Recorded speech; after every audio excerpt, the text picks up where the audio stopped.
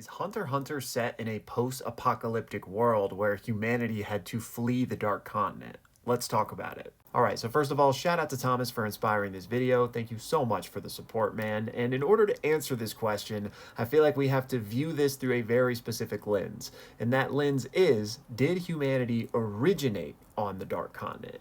Because if so, then I would argue that yes, Hunter x Hunter is set in a post-apocalyptic world because it would have been some apocalypse or cataclysm that caused humanity to migrate to the new world, aka this collection of continents in Lake Mobius. So let's examine this. If humanity did stem from the Dark Continent, what evidence do we have of that? Well, first and foremost, let's just point to the real world inspiration here, because if you weren't aware, Togashi borrowed some of these ideas from real world history, and Africa was referred to as the Dark Continent by European explorers, largely because of the mystery and danger it represented. Now, we're not going to get too deep in the weeds here, but obviously, since that is something that Togashi pulled from, he too could have pulled from real world history insofar as humanity is believed to have originally sprung from Africa. So the main idea might be at play in the Hunter x Hunter verse as well. Next, there are a bunch of little details in this panel that may point toward a human civilization, or at least the ruins of one,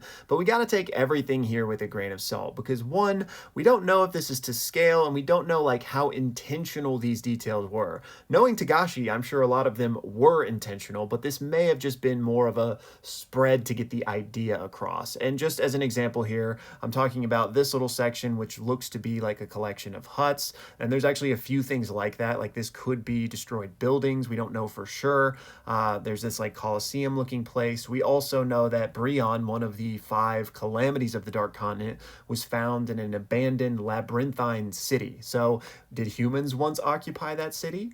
Maybe. Could it be an entirely separate race, not really humanity, but perhaps more akin to like the magical beasts or something else along those lines, right? Because we know that exists. We know the gatekeepers who help, ferry humanity to and from the Dark Continent are presumably some sort of intelligent humanoid-esque race, but not quite humans. So could there at least have been some sort of common ancestor here? I think so. I think that's what these ruins and stuff point to. But again, we got to take it with a grain of salt because nothing is hard confirmed. And then beyond that, no pun intended here, we have Netero's words, where during his announcement of this expedition to the Dark Continent, he tries to rally people by saying, "We will be deciphering myths and exploring ruins. We will learn where our ancient ancestors came from." So the existence of this dialogue, unless you just want to hand wave it away as like some pandering nonsense, which is possible, but again, with just like the way he casually phrases this,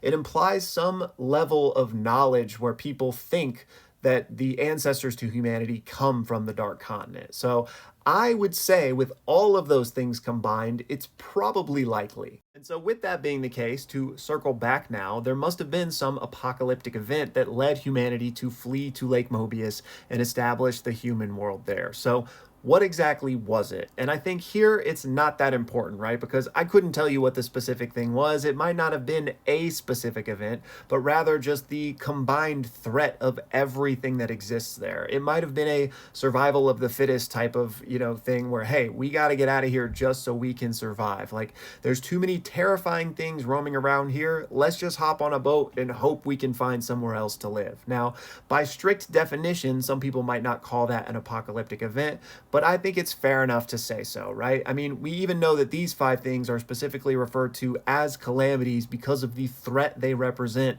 to wiping out humanity, right? And this is just, as far as we know it, 5 random things found on this continent, of which there are probably hundreds more. I mean, come on though, can you really blame them? If you take one step outside and this is what you're greeted with, you're getting out of there too. So as silly as this may be to say when we're talking about a fictionalized fantasy world, I think in terms of biology and the science of this place, it only makes sense that humanity would have stemmed from here, but due to environmental pressures, we're forced here. So yes, I think it's fair to call this a post-apocalyptic world, at least according to humans. That's going to be my 2 cents on all of this, but let me know y'all's thoughts down below. And while you're down there, also let me know what in this panel interests you the most, because there are a lot of fascinating things to choose from. And I think if I had to pick, I would probably go with this beholder looking guy. But anyways, y'all, thank you so much for watching.